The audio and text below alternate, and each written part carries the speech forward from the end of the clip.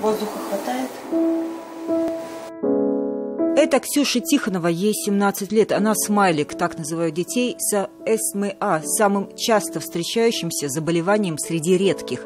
Ее мама, кажется, может улыбаться только через силу. Дыхательные мышцы дочери постепенно атрофируются. 1,5 месяца назад у Ксении начались ухудшения. Она сейчас у нас находится на вентиляции легких. Больше времени, чем раньше. Неделю назад у нее была остановка дыхания. Хорошо то, что у нас оборудование есть дома. Было сделано много манипуляций, и ребенка в очередной раз удалось спасти. А это брат Ксюши. Несмотря на то, что он в инвалидной коляске, Никита закончил 1 класс в самой обычной школе. Диагноз тот же.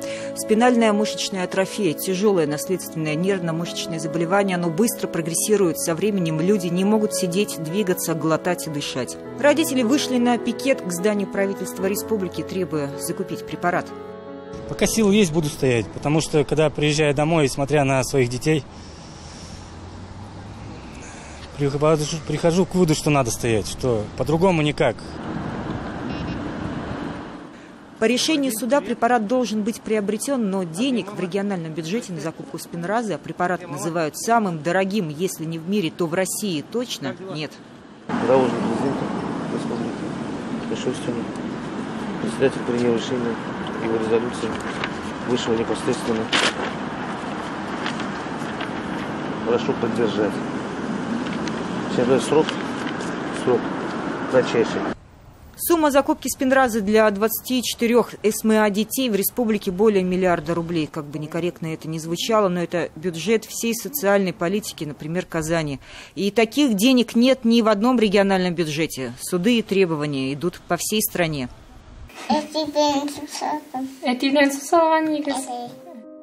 Маленькая Регина – большая модница, у нее сережки и даже маникюр. В полгода она перестала держать голову. Тогда ей поставили диагноз в самой тяжелой форме.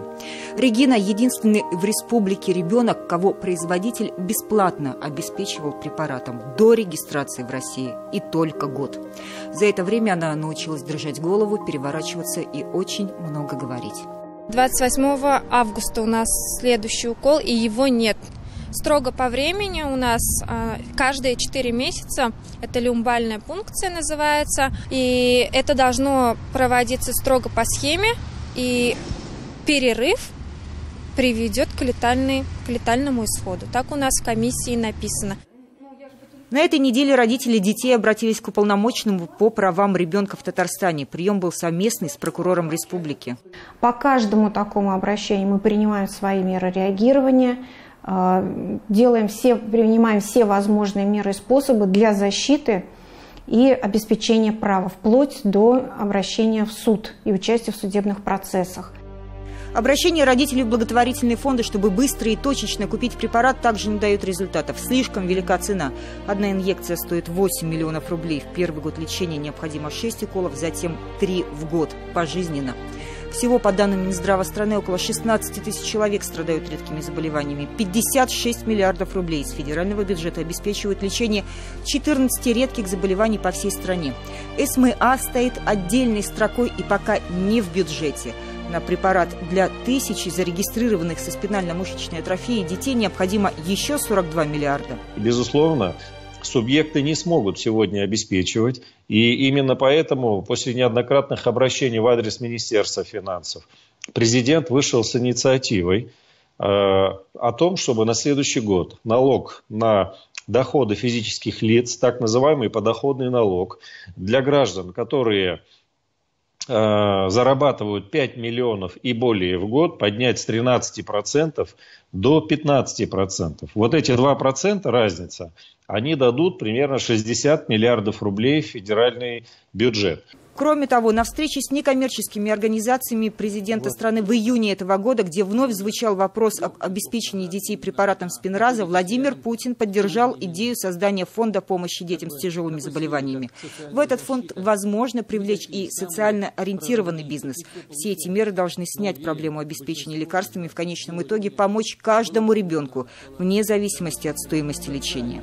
А как лечат за границей? По этой же системе работают и в Европе. Например, Польша или Румыния полностью обеспечивают препаратом. В то же время 17 стран ЕС частично возмещают стоимость и не всем категориям больных. И для многих стран вхождение на их рынок препарата, его регистрация не обходится без переговоров с производителем. И эту практику необходимо применить и у нас. Стоимость этого препарата, на мой взгляд, она завышена. Кроме этого, мы имеем дело с одним производителем в части вот таких препаратов инновационных. Когда он один, когда нет конкуренции, его регистрация должна сопровождаться специальными условиями. То есть наша страна регистрирует в обмен на специальную цену, а цена должна быть в 2 раза меньше. Предполагается, что поступления так называемого налога на богатых будут специально маркированы при перечислениях и станут основой обеспечения лекарствами. Законопроект, который и даст возможность централизованных закупок, поступит в Госдуму осенью. Смогут ли смайлики, о которых мы рассказали, выйти на детские площадки? Вопрос не только медицинский. В республике 24 ребенка с таким диагнозом, в России около 1000. Ежегодный прирост составляет около 11%. Болезнь могут выявить в любом возрасте. Исходя из этих цифр, понятно, что вопрос, кто должен платить за лекарства, больше не может раскачиваться. Но пока принимаются решения, время для этих конкретных детей утекает, как песок. Татьяна Тимошенко, Ильшат Аюпов, Роман Безменов, Андрей Мохов, Андрей Ключников. 7 дней. Все выпуски программы «7 дней» смотрите на YouTube-канале ТНВ.